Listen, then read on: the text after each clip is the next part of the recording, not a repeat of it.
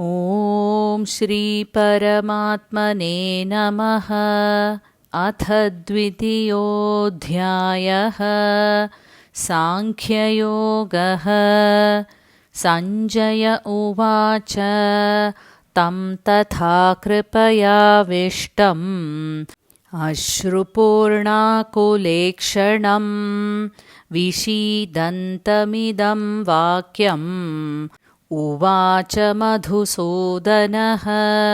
श्रीभगवानुवाच कुतस्त्वाकश्मलमिदं विषमे समुपस्थितम् अनार्यजुष्टमस्वर्ग्यम् अकीर्तिकरमर्जुन। क्लैब्यं मास्मगमः पार्थ नैतत्त्वय्युपपद्यते। क्षुद्रं हृदयदौर्बल्यं त्यक्त्वोत्तिष्ठ परन्तप। अर्जुन उवाच कथं भीष्ममहं सङ्ख्ये द्रोणं च मधुसूदन। इषुभिः प्रतियोत्स्यामि पूजार्हावरिसूदन। गुरून् हत्वा हि महानुभावान् श्रेयो भोक्तुं भैक्ष्यमपीह लोके। हत्वार्थकामांस्तु गुरूनिहैव भुञ्जीय भोगान् रुधिरप्रदिग्धान्।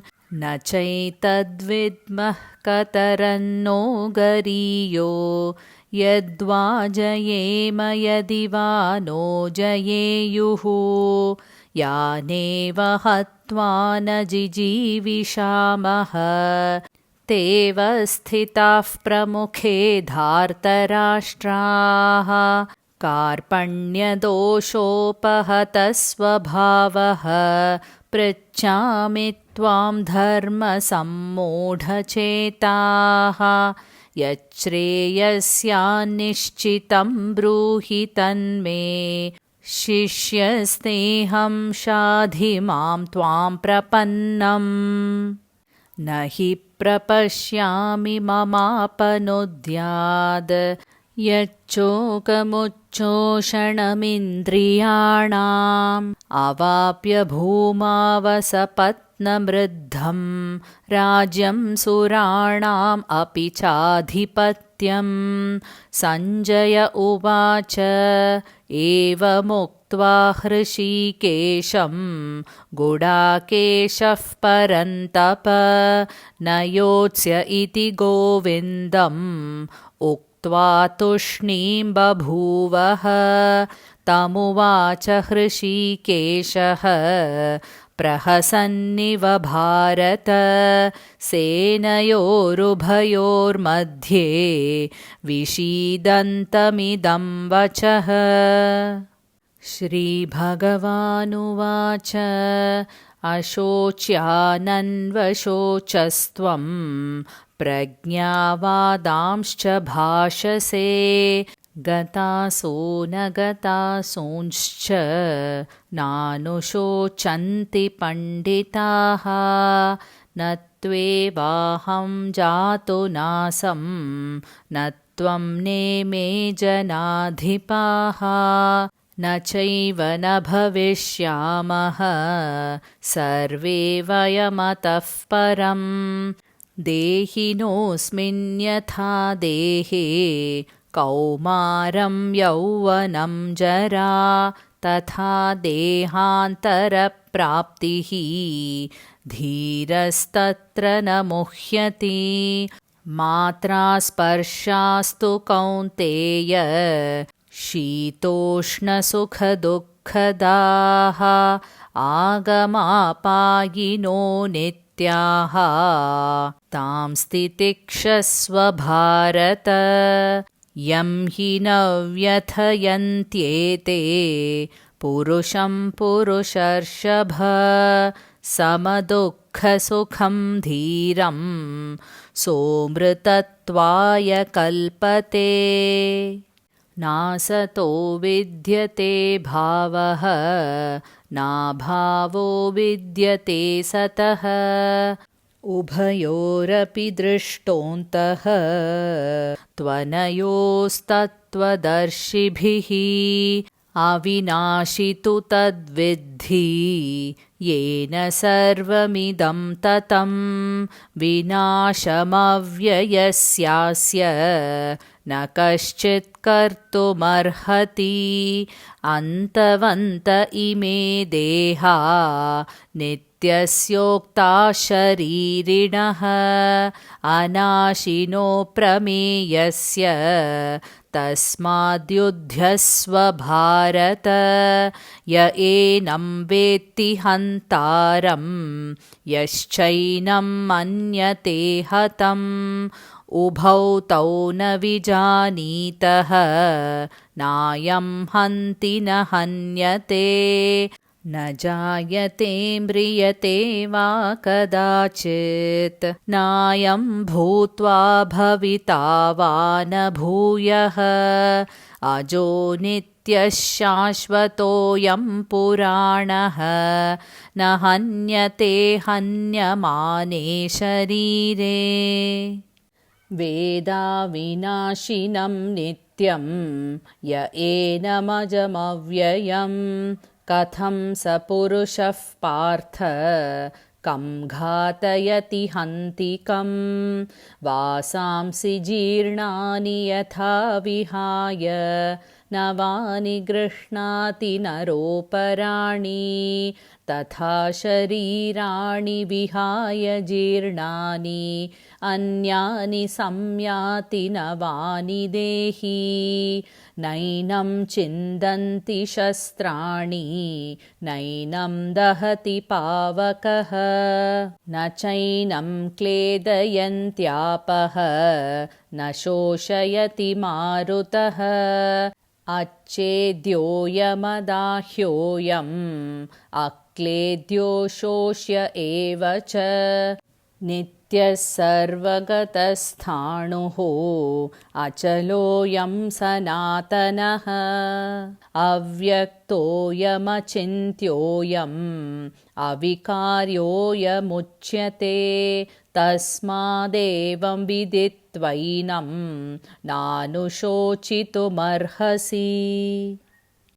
अथ चैनं नित्यजातं नित्यं वा मन्यसे मृतं तथापि त्वं महाबाहो नैवं शोचितुमर्हसि जातस्य हि ध्रुवो मृत्युः ध्रुवं जन्ममृतस्य च तस्मादपरिहार्येऽर्थे न त्वं शोचितुमर्हसि अव्यक्तादीनि भूतानि व्यक्तमध्यानि भारत अव्यक्तनिधनान्येव तत्र का परिदेवना आश्चर्यवत् पश्यति कश्चिदेनम् आश्चर्यवद्वदति तथैव चान्यः आश्चर्यवच्चैनमन्यः शृणोति श्रुत्वाप्येनं वेद न चैव कश्चित् देहि नित्यमवध्योऽयं देहे सर्वस्य भारत तस्मात् सर्वाणि भूतानि न त्वं शोचितुमर्हसि स्वधर्ममपि चावेक्ष्य न विकम्पितुमर्हसि धर्माधियुद्धाश्रेयोऽन्यक्षत्रियस्य न विद्यते यदृच्छया चोपपन्नं स्वर्गद्वारमपावृतं सुखिनः क्षत्रियाः पार्थ लभन्ते युद्धमीदृशम् अथ चेत्तमिमं धर्म्यं सङ्ग्रामं न करिष्यसि ततः स्वधर्मं कीर्तिं च हित्वा पापमवाप्स्यसि अकीर्तिं चापि भूतानि कथयिष्यन्ति ते व्ययां सम्भावितस्य चाकीर्तिः मरणादतिरिच्यते भयाद्रणादुपरतं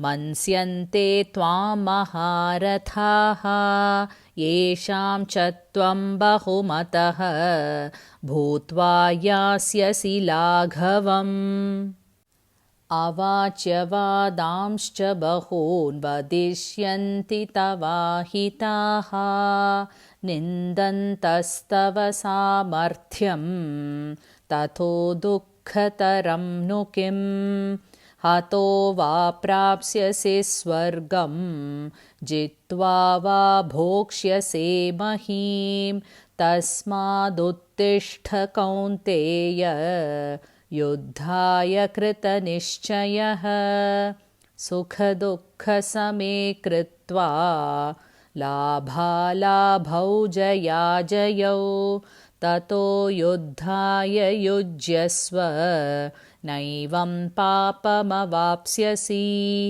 एषा ते भिहिता सांख्ये बुद्धिर्योगे त्विमां शृणु बुद्ध्या युक्तो यया पार्थ कर्मबन्धं प्रहास्यसि नेहाभिक्रमनाशोऽस्ति प्रत्यवायो न विद्यते स्वल्पमप्यस्य धर्मस्य त्रायते महतो भयात् व्यवसायात्मिका बुद्धिः एकेह कुरु नन्दन बहुशाखा ह्यनन्ताश्च बुद्धयो व्यवसायिनां यामिमां पुष्पितां वाचं प्रवदन्त्यविपश्चितः वेदवादरताः पार्थ नान्यदस्तीति वादिनः कामात्मानः स्वर्गपरा जन्मकर्मफलप्रदां क्रियाविशेषबहुलां भोगैश्वर्यगतिं प्रति भोगैश्वर्यप्रसक्तानां तयापहृतचेतसां व्यवसायात्मिका बुद्धिः समाधौ न विधीयते त्रैगुण्यविषया वेदा निस्त्रैगुण्यो भवार्जुन निर्द्वन्द्वो नित्यसत्त्वस्थः निर्योगक्षेम आत्मवान् यावानर्थ उदपाने सर्वतः सम्प्लुतोदके तावन् सर्वेषु वेदेषु ब्राह्मणस्य विजानतः कर्मण्येवाधिकारस्ते मा फलेषु कदाचन मा कर्मफलहेतुर्भूः मा ते सङ्गोऽस्त्वकर्मणि योगस्थः कुरु कर्माणि सङ्गं त्यक्त्वा धनञ्जय सिद्ध्यसिद्ध्यो समो भूत्वा समत्वं योग उच्यते दूरेण ह्यवरं कर्म बुद्धियोगात् धनञ्जय बुद्धौ शरणमन्विच्य कृपणाः फलहेतवः बुद्धियुक्तो जहातीह उभे सुकृतदुष्कृते तस्माद्योगाय युज्यस्व योगः कर्मसु कौशलम् कर्मजं बुद्धियुक्त्वा हि फलं त्यक्त्वा मनीषिणः जन्मबन्धविनिर्मुक्ताः पदं गच्छन्त्यनामयम् यदा ते मोहकलिलं बुद्धिर्व्यतितरिष्यति तदा गन्तासि निर्वेदं श्रोतव्यस्य श्रुतस्य च श्रुतिविप्रातिपन्ना प्रतिपन्ना ते यदा स्थास्यति निश्चला समाधावचला बुद्धिः तदा योगमवाप्स्यसि। अर्जुन उवाच स्थितप्रज्ञस्य का भाषा समाधिस्थस्य केशव स्थितधीः किं प्रभाषेत किमासीत व्रजेत किं। श्रीभगवानुवाच प्रजहाति यदा कामान् सर्वान् पार्थमनोगतान् आत्मन्येवात्मना तुष्टः स्थितप्रज्ञस्तदोच्यते। दुःखेष्वनुद्विग्नमनाः सुखेषु विगतस्पृहः वीतरागभयक्रोधः स्थितधीर्मुनिरुच्यते। यः सर्वत्रानभिस्नेहः तत्तत्प्राप्य शुभाशुभं नाभिनन्दति न द्वेष्टि तस्य प्रज्ञा प्रतिष्ठिता। यदा संहरते चायं कूर्मोऽङ्गानीव सर्वशः इन्द्रियाणीन्द्रियार्थेभ्यः तस्य प्रज्ञा प्रतिष्ठिता। विषया विनिवर्तन्ते निराहारस्य देहिनः रसवर्जं रसोऽप्यस्य परं दृष्ट्वा निवर्तते। यततो ह्यपि कौन्तेय पुरुषस्य विपश्चितः इन्द्रियाणि प्रमाथीनि हरन्ति प्रसभं मनः। तानि सर्वाणि संयम्य युक्त आसीत मत्परः वशे हि यस्येन्द्रियाणि तस्य प्रज्ञा प्रतिष्ठिता। ध्यायतो विषयान् पुंसः सङ्गस्तेषूपजायते सङ्गात् सञ्जायते कामः कामात् क्रोधोऽभिजायते क्रोधात् भवति सम्मोहः सम्मोहात् स्मृतिविभ्रमः स्मृतिभ्रंशात् बुद्धिनाशः बुद्धिनाशात् प्रणश्यति। रागद्वेषवियुक्तैस्तु विषयानिन्द्रियैश्चरन् आत्मवश्यैर्विधेयात्मा प्रसादमधिगच्छति। प्रसादे सर्वदुःखानां हानिरस्योपजायते प्रसन्नचेतसो ह्याशु बुद्धिः पर्यवतिष्ठते। नास्ति बुद्धिरयुक्तस्य न चायुक्तस्य भावना न चाभावयतः शान्तिः अशान्तस्य कुतः सुखम्। इन्द्रियाणां हि चरतां यन्मनोनुविधीयते तदस्य हरति प्रज्ञां वायुर्नावमिवाम्भसि।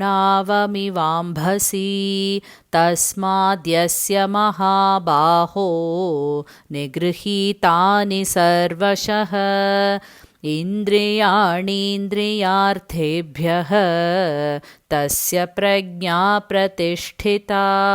या निशा सर्वभूतानां तस्यां जागर्ति संयमी। यस्यां जाग्रति भूतानि सा निशा पश्यतो मुनेः। आपूर्यमाणमचलप्रतिष्ठं समुद्रमापः प्रविशन्ति यद्वत् तद्वत् कामायं प्रविशन्ति सर्वे। स शान्तिमाप्नोति न कामकामी। विहाय कामान्यः सर्वान् पुमांश्चरति निःस्पृहः निर्ममो निरहङ्कारः स शान्तिमधिगच्छति एषा भ्रांहि स्थितिः पार्थ नैनां प्राप्य विमुह्यति स्थित्वा स्यामन्तकालेऽपि ब्रह्मनिर्वाणमृच्छति ॐ तत्सदिति श्रीमद्भगवद्गीतासु उपनिषत्सु ब्रह्मविद्यायां योगशास्त्रे श्रीकृष्णार्जुनसंवादे साङ्ख्ययोगो नाम द्वितीयोऽध्यायः। हरि ओम्।